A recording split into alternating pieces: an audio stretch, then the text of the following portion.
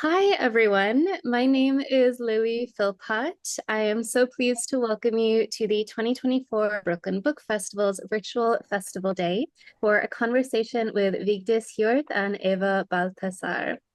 I am a co-chair of the International Literature Committee at the Brooklyn Book Festival, and it was a real pleasure to be able to pair these two writers in conversation. We also have with us interpreter Eva Estrani, and I'm going to read some bios and then we will get started. Vigdis Hjorth is the author of over a dozen prize-winning and best-selling novels. Will and Testament sold 170,000 copies in Norway and has received several awards, including the Norwegian Critics' Prize for Literature and the Norwegian Booksellers' Prize, as well as being nominated for the National Book Award and Nordic Council Literature Prize.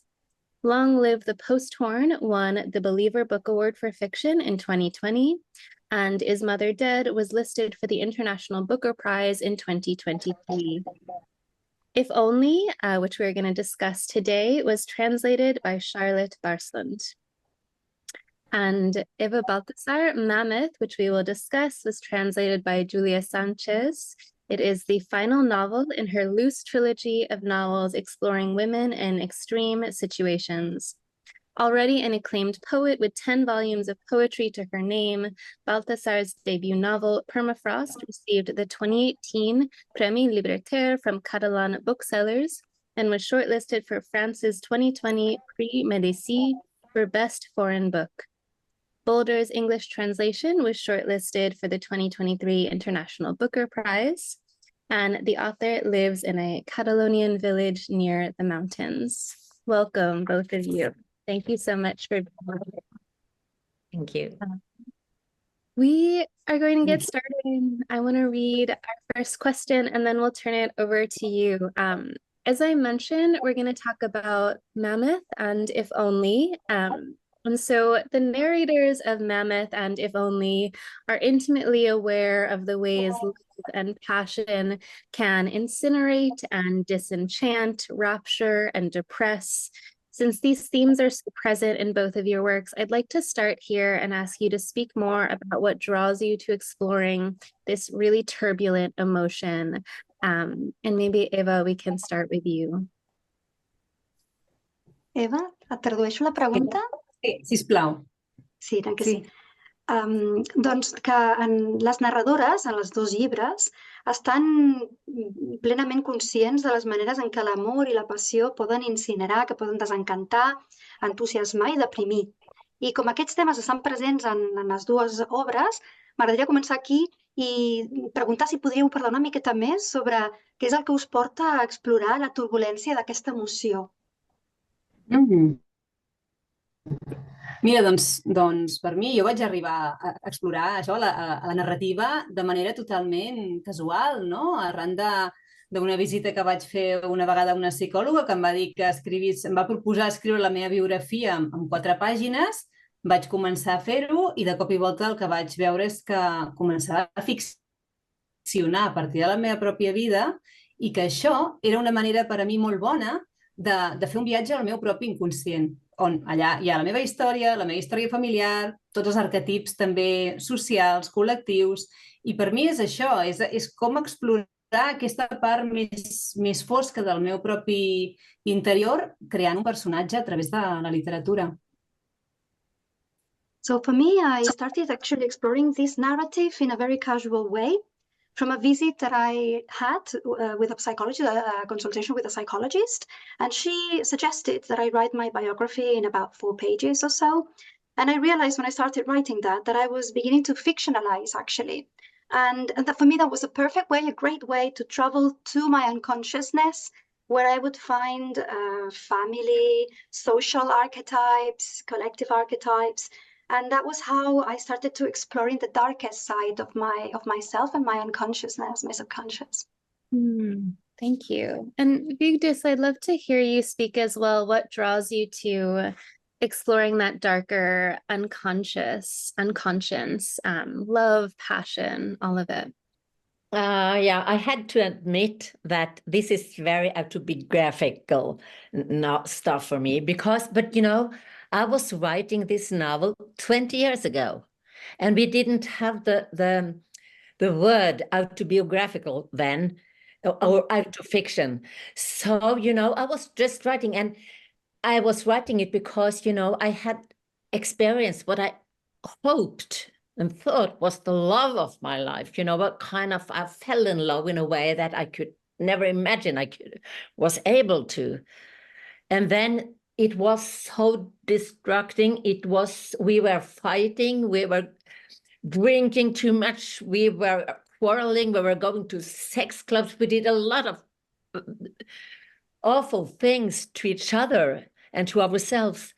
And, when this relationship was finished, I just had to find out what happened. And I just say one thing, that, I had, in nearly 10 years, I was together with a Norwegian literature professor in literature.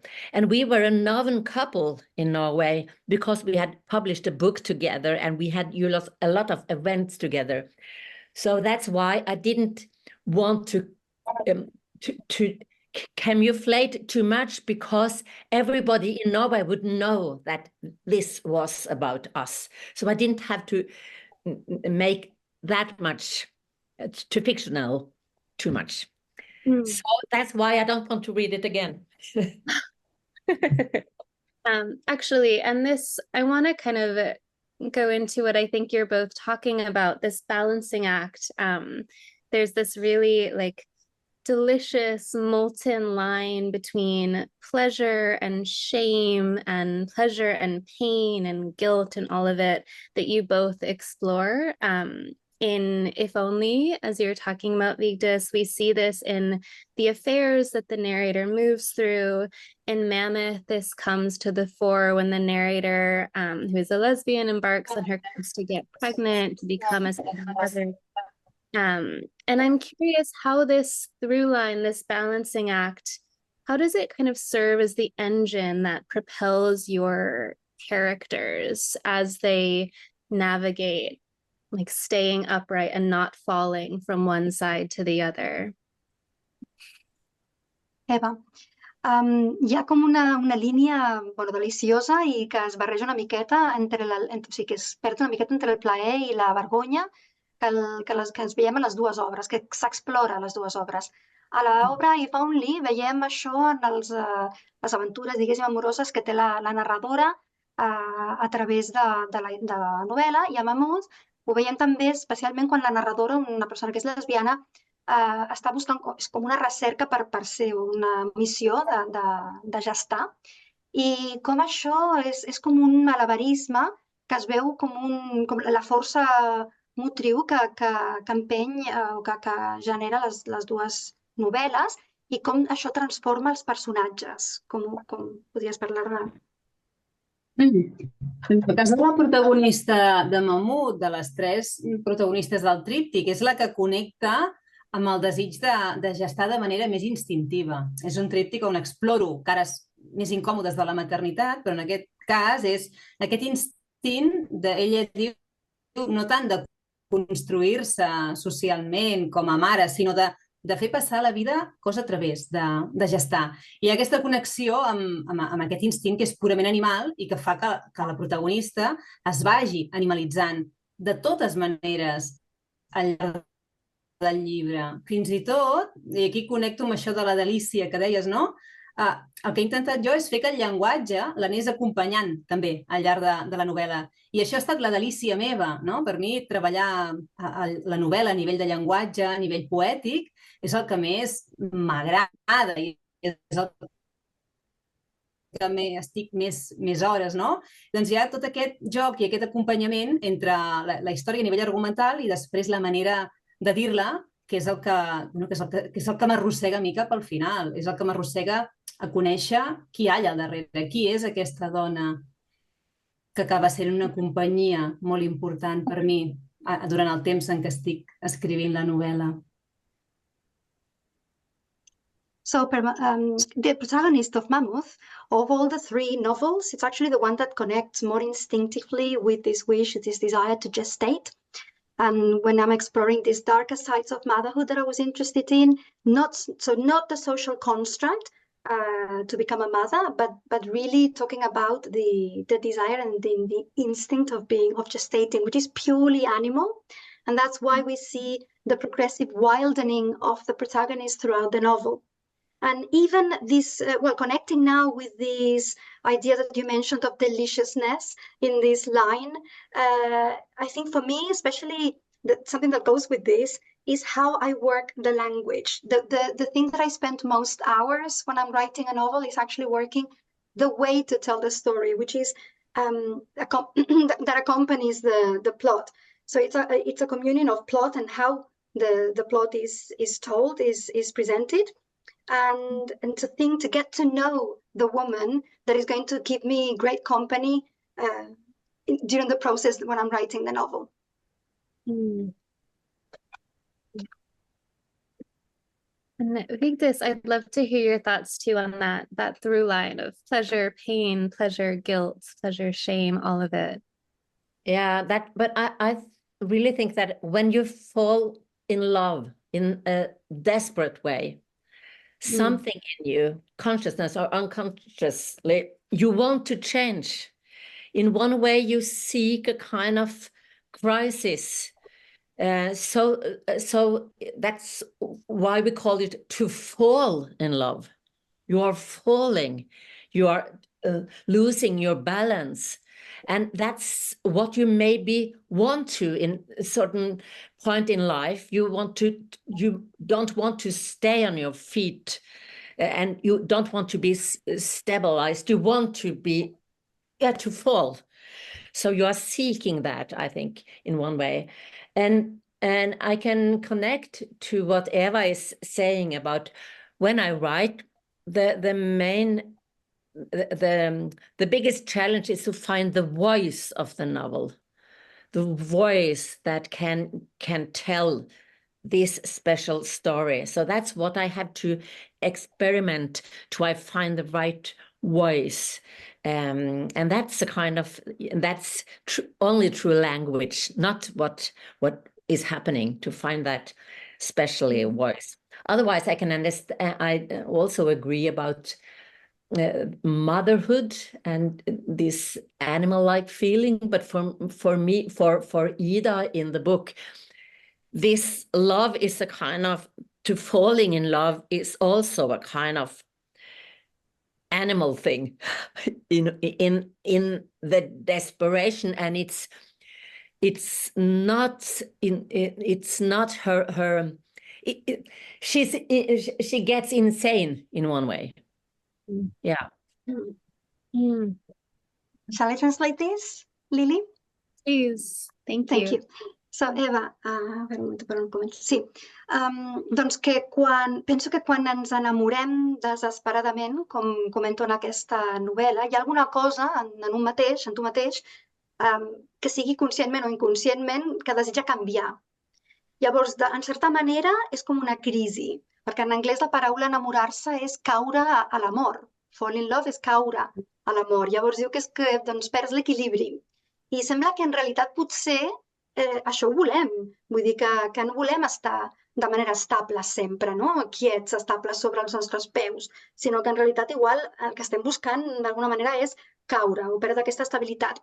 Llavors també estic d'acord amb tu, deia ella, estic d'acord amb tu, amb l'Eva, connecto amb ella en el sentit que quan estic escrivint, el repte més gran que tinc jo és trobar la veu adequada que pugui explicar aquesta història tan especial que tinc, no? que vull contar. I és amb el que m'hi passo també molt de temps, és buscar, explorar, experimentar, per trobar la veu correcta, i això ha de ser explicar, o sigui, aquesta història a través de tota la novel·la, i és a través del llenguatge que s'expressarà aquesta veu, no tant la història en si, sinó en realitat el llenguatge, no? També estic d'acord amb l'Eva que en la maternitat hi ha molt de l'animalització. Llavors, el personatge Ida s'enamora I realment és com una cosa, hi ha com un element de desesperació, d'animalització, com dic, i potser fins i tot, en aquest cas, que el personatge és com que es torna una mica boja, no? Sí, bueno, m'he connectat amb això que diu del caure, no? Deia fallen in love, que ho volem, perquè precisament jo els meus personatges els veig també com transitant per una mena de límit entre en el punt de caure, però és allò que desitges, perquè és quan se senten vius, quan estan, potser no caient, però quan estan en aquell límit a la puntíssima de caure a l'amor o en la desesperació o en l'odi o en el que sigui. I just wanted to say as well that I really connect very much with Vigdis in this idea of falling in love, in the English expression that is falling, really, which is something maybe that we want because of this idea of the falling. And also my characters I see my characters are transiting the edges, the limits, the confines, and they're just at the point when they're about to fall. So they're just about to fall over. Let's say that they're just, on the edge. And that's the idea of, you call it desperation or hatred or falling in love or love, but those are the feelings that they have right at that point when they're about to fall down. I love that. Actually, that makes me think, I want to skip ahead briefly in my prepared questions because you've both brought up motherhood, but not motherhood so much as that desire to gestate, I think is what Eva said, this really animalistic desire. And I want to ask you both to talk a little bit more about the role, how you think about and how you write the role of women and mothers in your work. And then a couple of quick notes, like Vigdis in If Only, there is a note that Ida, the narrator, had become a mother because she no longer wanted to be a child. And then in the affair that unravels with Arnold, the other character, it feels like they have given birth to each other, which for me was such a fascinating way of looking at it. And then Eva, as you said too in Mammoth, the narrator, her desire to be pregnant is really a desire to move right to that edge of life and death and giving life and giving death. And I'd love to hear you both just speak a little bit more about that because it feels like it's very connected. And maybe Vigdis, we can start with you. Yeah, I think that Ida, she's not satisfied. She's not happy with her primary family, the family she's born into. They have a very complicated relation. She has a very complicated relation to her parents. So she has wondered herself why she wanted so much to be a mother when she only was 20 years old. And she found out that maybe that's because if she became a mother, she would be more mother than daughter. To be a parent is to give away your primary family to make your own family. You can say goodbye to your primary family. That's maybe you cannot do that, but that's what she hopes, and that's why she so much wants to be a mother, even though she's so young. Interesting. Let me just translate the question first of all. Yes, Vivi? Yeah. A veure, tornant a la pregunta. La pregunta era mencionant altre cop el fet de la maternitat, però no tant el desig de... Perdó, no tant el procés de ser mare, sinó més aviat el desig de gestar, que has mencionat tu, Eva, que té molt d'animalització. Llavors, si poguéssiu parlar una miqueta del paper que vosaltres penseu que tenen les dones i la maternitat. Llavors, en el cas de la Vigdis, o això que ha dit la Vigdis ara, la Ida, que és el personatge principal, el que li passa és que té una relació molt complicada amb la seva família principal, la seva família primària, la família en la que va néixer. Té una relació molt complicada amb els pares. Llavors, per ella potser el desig de ser mare li ve que ella creu que potser, quan té 20 anys, és molt jove, que potser al ser mare deixarà de ser filla. Llavors, en el seu cap, potser aquesta és la idea que potser pot dir-li adeu a la seva família primària, pot ja deslligar-se al fet de ser mare, no?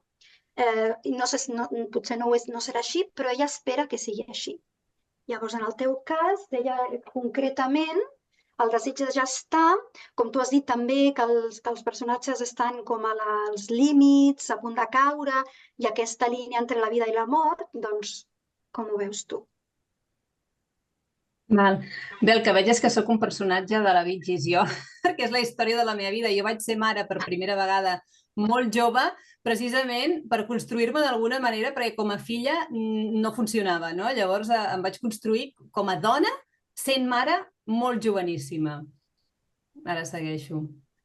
Molt bé, gràcies. So I just wanted to say as well, like, Vigdis, you were actually telling the story of my life, because I was a mother very, very young. I had a daughter, and for me it was basically this, to rebuild myself as a mother.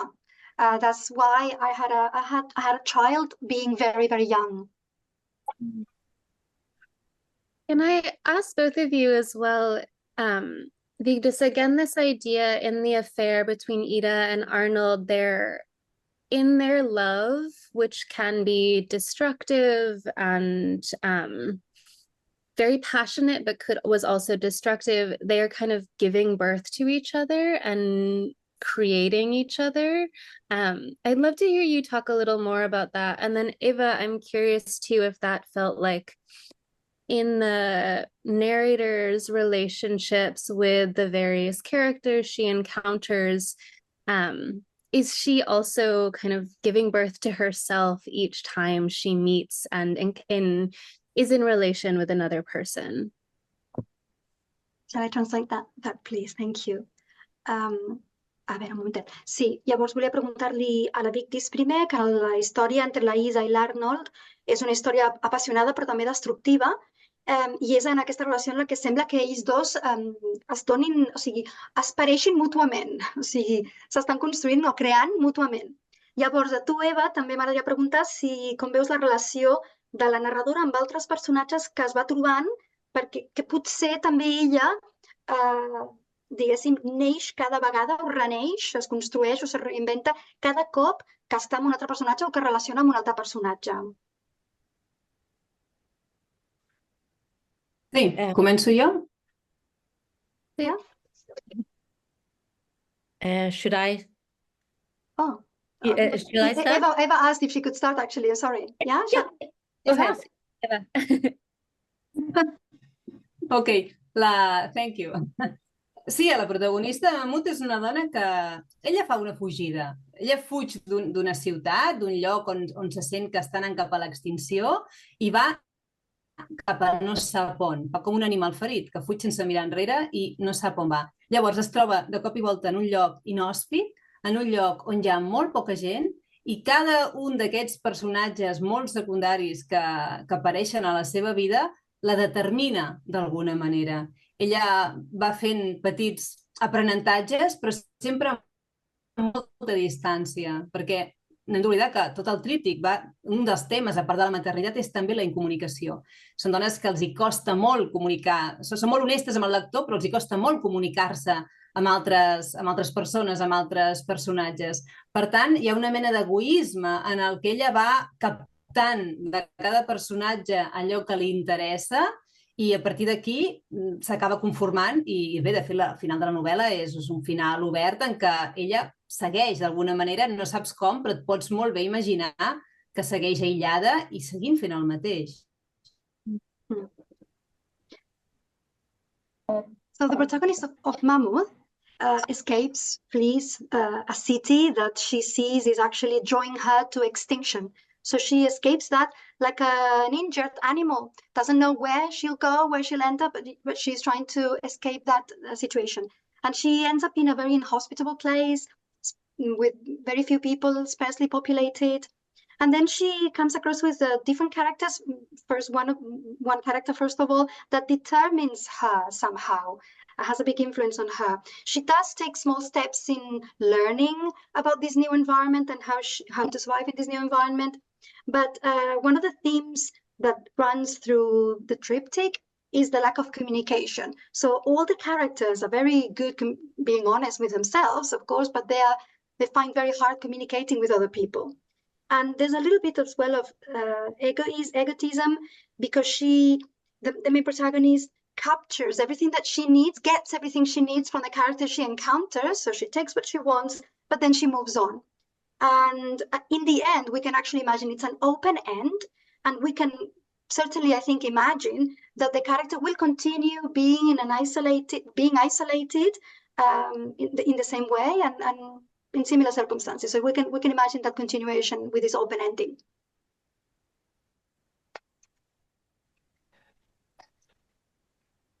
Go ahead, Vigdis. Yeah. I think that, Ida and Arnold, when they meet each other, they are both married. So they started Ida is divorcing before, but they can travel a lot, from their marriage, from the ordinary life. And when they are together, they are a kind of newborn in this love affair. So, with the ears and eyes wide open. And I think that when you are in love in that way, the couple can make up their own language. And I can give one example. The first night that Ida and Arnold are having together in a hotel, while they still are both married, then, Arnold has these very expensive contact lenses, and he hasn't the etui for them. So he's putting them into a glass of water. And everything Ida is coming by that glass of water, he's saying, "You must not drink that. You must not drink that. That's my contact lenses, my very expensive contact lenses." And, then Arnold suddenly doesn't want to. And, that becomes the kind of sentence of their first sentence of their new language. "You must not drink that. You must not drink that," which reminds them of the first night they had together. And then, Ida is divorcing. Arnold doesn't want to divorce. And Ida decided not to see him anymore. And she does what you often do when you are disappointed and unhappy because of one guy. You try to effort yourself, comfort yourself with another one. And now it's Ida who is staying in this other guy's kitchen, and she has taken her contact lenses in a glass of water. And then this other guy is coming, stretching his hand out for that glass of water. And Ida thinks, "No, I have to say, you cannot drink that, but I can't use the love sentence in this situation." And then, these other guys are drinking up Ida's new expensive contact lenses. And then she can say, "You have drinking up my new contact lenses. I don't want to see you anymore. I can't see you anymore." So, it's an example of what I try to write about, yes. I love that. Thank It's you. difficult to explain. It's okay. Very funny as well, sorry. So yeah, a veure, doncs diu que la història de la Ida i l'Arnold, quan es coneixen, els dos estan encara casats, perdó. Llavors, la Ida sí que en un moment donat es vol divorciar, però l'Arnold no. Però el primer moment en què es coneixen, estan tots dos amb unes altres parelles i poden viatjar molt. Llavors, és com surten llavors d'aquesta vida ordinària, la vida normal.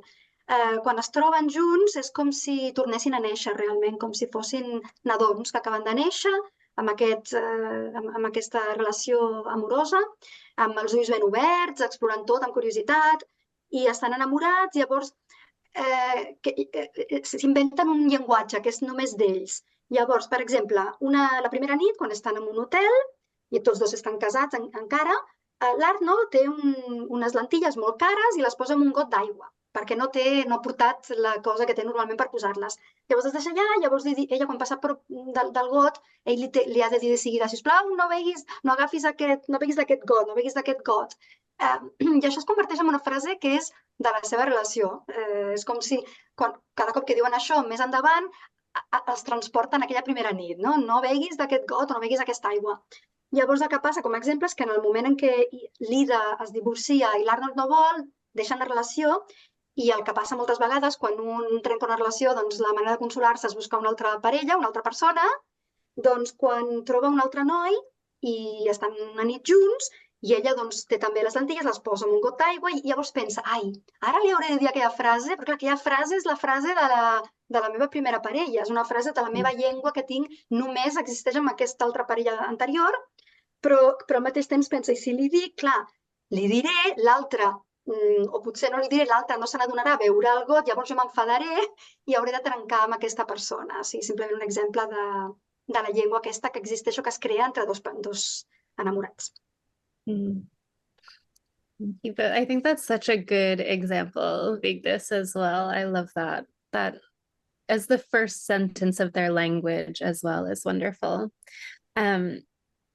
You've mentioned it a little bit already, but I want to ask both of you about the environments that your characters inhabit. They are very different. Eva, as you mentioned, your narrator is fleeing a big city and going farther and farther into nature, up into the mountains, wanting the winter to come and cut her off from everything. And then Vigdis, as you said, because Ida and Arnold are married and even after they are both divorced, there's so much travel. They're in so many European cities, so many cities in Norway.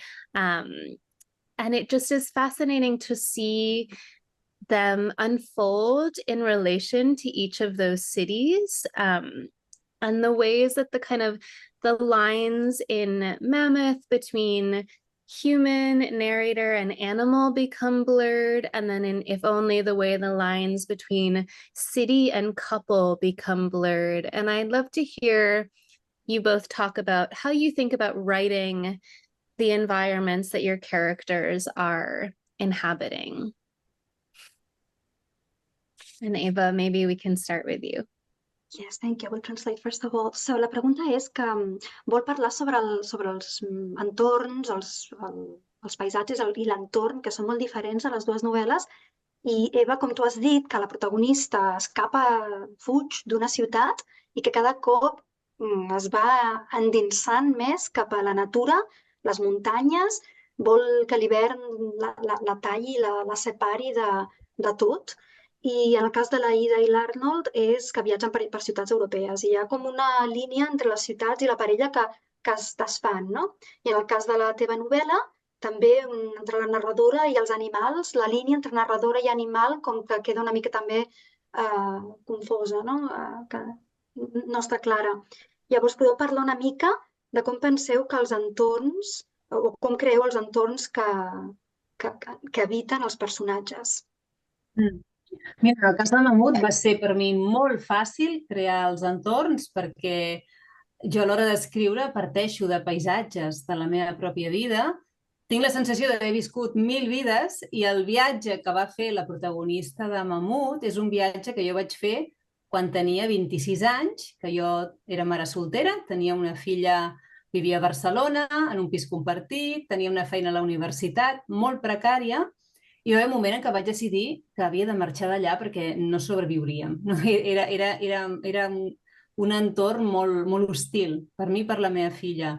I vaig anar cap a no sabia on, però el que sí que tenia molt clar és que havia de ser un lloc molt isolat. No vaig fer aquesta transformació, potser aquesta animalització tan bèstia com fa la protagonista de Mammoth, però sí que vaig estar 3 anys vivint en un entorn rural, molt aïllat, en una casa pitjor que la de la novel·la, una casa que no tenia ni llum, no? I van ser els millors anys de la meva vida, els més durs i els més feliços, també, no? Llavors, a l'hora de desplegar la història de Mammoth, el que vaig fer va ser pintar el quadre del meu record. evidentment, ficcionant i afegint personatges que en aquell moment no existien i tapant-ne d'altres molt bèsties que sí que van existir, no estan en el llibre, no? Però va ser tan fàcil com fer el relat una mica del meu propi record. So in the case of Mammoth, it was very easy for me to create the environment, actually, because it's like I have lived like many experiences, lots of experiences, and they inform my landscapes, my own landscapes in my own life, inform my writing. And in this case, when I was 26 years old and I was a single mom, sharing a house in a flat in Barcelona with a very precarious job, very bad conditions, and I thought I wouldn't survive like that in that situation, those conditions. So I moved to another environment, to a very isolated place, very hostile, very much this wildening process as well. Not so much, not as extreme as my character in the novel, of course, but there was a lot of the experiences. It's things that inform that I have lived myself. And I spent these 3 years in a rural environment, in a house that was actually much worse than the one that I present in the book. There was no electricity, for example. But they were the 3 happiest years of my life. Hardest, but the happiest as well. And when I was writing Mammoth, I was painting the environment of my own life. Of course, I fictionalized as well. There would be characters that I didn't include that were actually even perhaps more terrible in a way, but also added others that didn't exist, of course. But yeah, pretty much based on things that I have experienced myself. Amazing. Vigdis, over to you. Yeah, I think that because Arnold and Ida, they are both divorcing, after a while, and then they have what you call shared. They both have children 1 week, and then they don't have children, so they have coordinated this. So they have children, they try to be good parents, and then they go somewhere. They don't want to be in the houses where the children can come to say hello, and they have to behave like parents. So they go somewhere. But when they have been to Stockholm, they have been fighting, they have been making themselves as fools. And the Stockholm looks like a battlefield when they go home. So they think we can never go back there to Stockholm. We have to find a new place. And, after a while, after a year or two, several cities in the Europe, they feel they can't go back, not only because everybody see what they're doing, but because of bad memories for themselves. They try so many times a year to start again. They never manage. Mm. The luggage, it's too much. Mm. The luggage is too heavy. Yeah. Yeah, so just to translate this. So, yeah, l'Arnold i l'Ida s'estan divorciant en un moment donat i tenen la custòdia compartida dels seus fills, tots dos. Llavors, quan intenten coordinar-se, no? Quan estan amb els nens, doncs intenten ser bons pares i llavors no volen quedar-se a casa perquè potser no funcionaria bé, volen anar-se'n a un altre lloc a provar, no? Llavors van a Estocolm, però a Estocolm discuteixen molt, es converteix en un camp de batalla i decideixen que no poden tornar-hi, no? No perquè les altres persones els puguin jutjar perquè els poden veure, els poden reconèixer, els poden veure, sinó més aviat perquè els porta mals records, no? Llavors volen començar de nou i durant la novel·la hi ha moltes vegades aquest recomençar i provar altres ciutats diferents europees doncs per poder doncs, sí, començar de nou i tenir una nova vida. I no els hi surt bé, evidentment. I think I have time for one more question, and I'm going to split it into 2. So Vigdis, I want to ask you the question first, and then I want to adapt it a little bit for Eva. So I want to hear you talk a little bit about the chronology of If Only, because something that really drew me to it was that it feels very layered. We learn the story of Ida and Arnold from multiple points in their relationship. At some points, our narrator is standing, 20 years in the future and looking back. But also at some point, she is very much in the middle of it, or maybe she's a day ahead or a week ahead and kind of looking back over what has happened. And I'd love to hear you talk about, it's so potent, and I'd love to hear you talk about like how you created that, this sort of like, it's cycling, it's chronological, but it's not, and what drew you to that? Maybe Eva.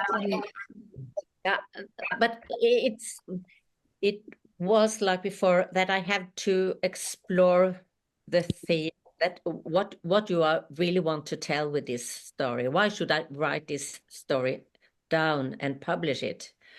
And then I asked myself, you must have something to say that you think is common, not only something that's for you.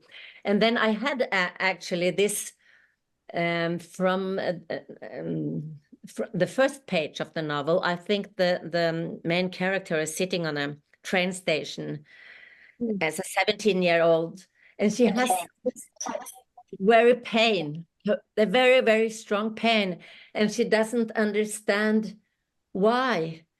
And her grown up, like the people that are writing, the woman that is writing the novel, she's a grown up. She understands much more. And she suddenly, during writing this, during the love story with Arnold, she suddenly gets to know her own, where she was, who she was when she was 17, what was bothering herself as a 17-year-old. And then she could say, I should have known, I should have been there to comfort you, to tell you it will be better. And so I think it's so painful that her grown-up was not there to help her. So it started with that. And when I have started in that, then I could continue to have this, and don't only to be in the love story, but I have established a voice that could comment during the story. It's difficult to explain that kind of writing, but yeah, I try to do it now. I love it. Thank you. And Eva, do you want to translate? And then I will ask my other question. Okay, thank you. Yes. La pregunta primer, bé, vol fer una pregunta per les dues, però està relacionada, la dividirà en dos, específicament doncs, per cadascuna de les novel·les. Primer, per la Vigdis, la pregunta era sobre la cronologia del llibre, perquè és molt interessant que hi ha com diferents capes. L'Ida i l'Arnold doncs, expliquen la història a través de diferents punts de vista, però també a diferents moments de la història, ja del futur, al mig de la història. A vegades s'escriu des de la perspectiva d'un dia abans o un dia o una setmana abans, etc. I que és molt, molt impactant aquesta manera d'escriure o aquesta manera de plantejar la cronologia. Com va ser, no? Cíclica, cronològica, però al mateix temps no ho és. Llavors, la resposta era que primer vull explorar una manera, o sigui, què és el que vull explicar exactament. O sigui, és una cosa que jo vull dir clarament, però que ha de ser habitual, ha de ser una cosa que altres persones hagin experimentat, que no només s'aplica a mi mateixa. Llavors, a la primera pàgina, el principal personatge està sentat en una estació, té 17 anys, i no pot, o sigui, experimenta un dolor molt fort i no pot entendre per què, no sap què li està passant. Llavors hi ha la persona adulta, més endavant, que és la que escriu, que sí que ho entén. Llavors, el que volia transmetre amb això és doncs, com el personatge jove o la persona més adulta pensa que si pogués haver acompanyat a la seva part jove, o sigui, el seu jo més jove, quan tenia 17 anys, l'hagués pogut acompanyar, l'hagués pogut oferir consol, hagués estat més fàcil, però que això no ha estat possible, no? O sigui que aquest és el que jo volia. Així és com va sortir aquesta idea d'anar presentant la història des de diferents moments, més endavant, més al futur, etc. Sorry, I'm muted.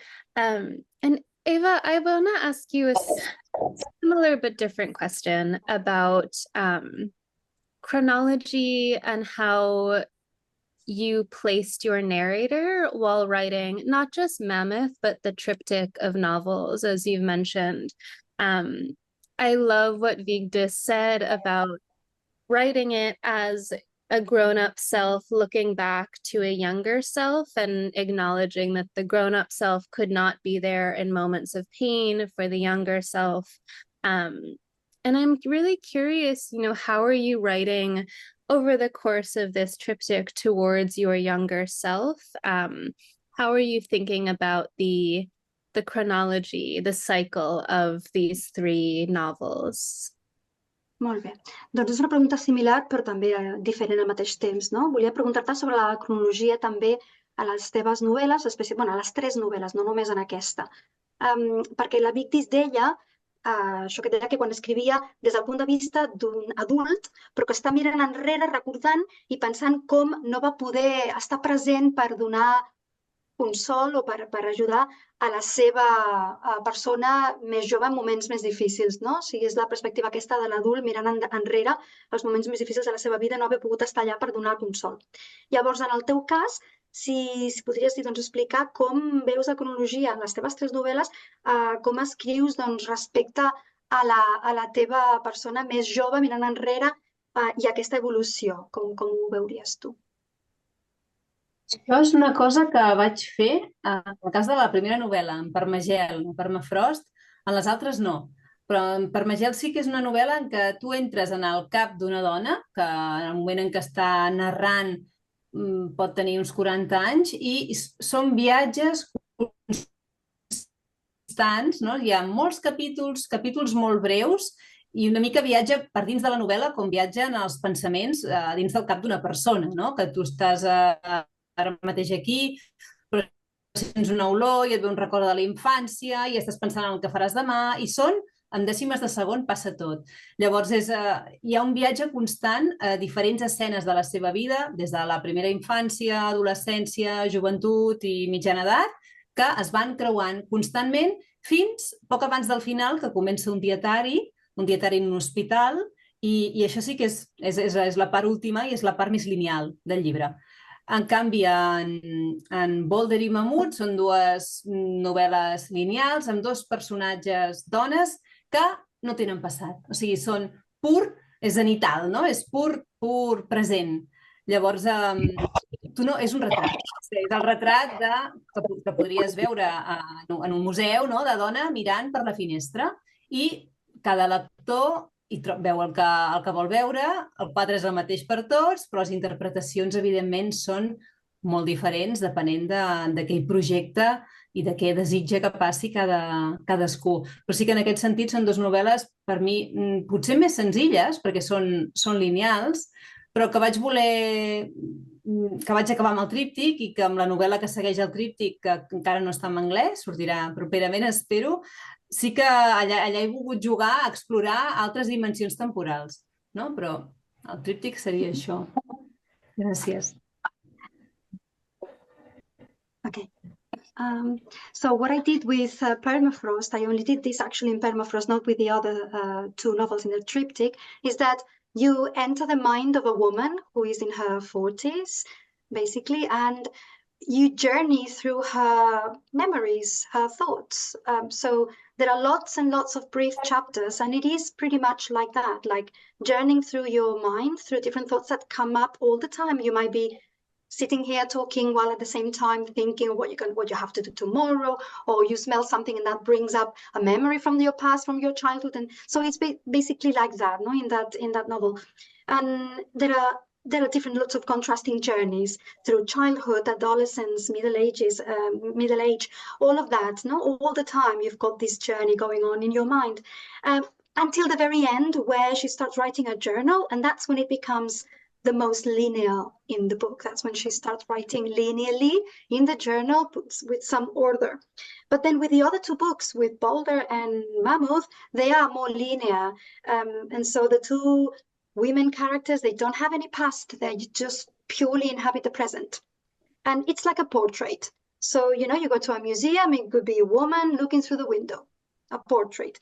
And this portrait is the same for everybody, but depending on who's looking, it will be a different interpretation what you put through in that portrait that you're looking at. So in a way, they're the most linear, they're the easiest perhaps to write, but it's very different to the first one. And also happening with the new novel, the latest novel that I've written, that perhaps will come out in English as well, I'm not sure. I also explore different time dimensions like that. Fascinating. Unfortunately, as we talk about time, I think our time is up in this panel. But I'm so very grateful to both of you and Eva for your translation. Thank you so much. Let me close us out. And please, I hope you can feel my intense gratitude through the screen. I just really loved these books so much. So everyone, please remember you can order these incredible books at the link below. Please consider making a donation to the Brooklyn Book Festival, which is celebrating its 19th year, presenting free literary programming. And a reminder, if you are in New York City this week, join us for our citywide bookends events and our in-person Children's Day and Festival Day.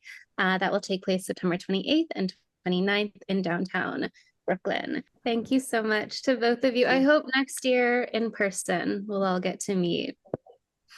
Thank you. Thank you very much. Thank you very much. Thank you. Thank you.